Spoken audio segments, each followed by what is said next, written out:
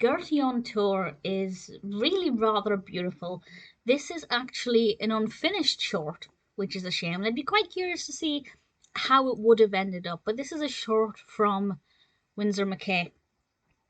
And Winsor McCay created Gertie the Dinosaur in 1914. And when you watch the cartoon, it's absolutely phenomenal. The achievements in animation, Winsor McCay was a pioneer in certain ways, and it's absolutely brilliant.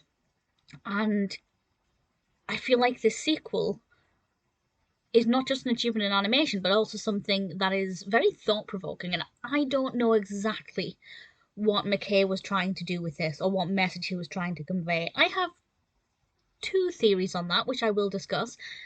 But this, as I said, is actually incomplete. There are about 2 minutes of footage, and the footage doesn't seem to be too choppy. It is on YouTube. I think it might be on other places online as well. It doesn't seem too fragmented, so it seems to be pretty continuous. But I don't know if there were any bits missing from in the middle of what we can see. If anybody does have any information about that, please feel free to share it. But in the first cartoon in 1914, we get to meet Gertie the dinosaur, and it's just a pleasant animation of a dinosaur eating trees being a dinosaur. With this second one, Gertie on Tour, Gertie is brought into the modern world. And we see her again in the foreground. She's a very large creature. She dominates a lot of the space in the foreground, but in the background, we get to see these buildings. We can tell that it's much more of an urban environment.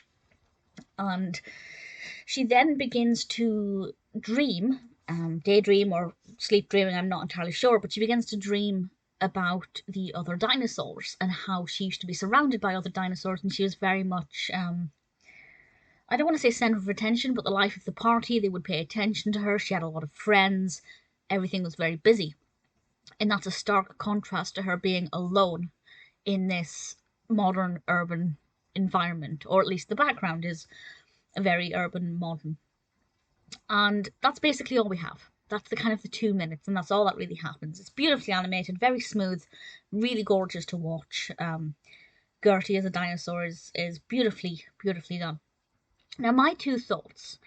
There are two thoughts that I have, and I'd love to know if you think any of these, or if you agree with any of these, or if you have different ideas, or indeed if you know anywhere exactly what McKay was trying to do with this. I haven't been able to find that information out, but maybe that is written somewhere. But my two thoughts are either she has survived the rest of the dinosaurs, and she is the last remaining dinosaur, and she's obviously lived many, many years and is completely on her own. And she dreams of the time when she had all of her friends. Or she's in captivity.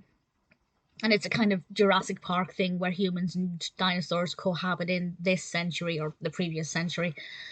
And she's been held captive, and she dreams of the time when she was free to roam around with her dinosaur friends.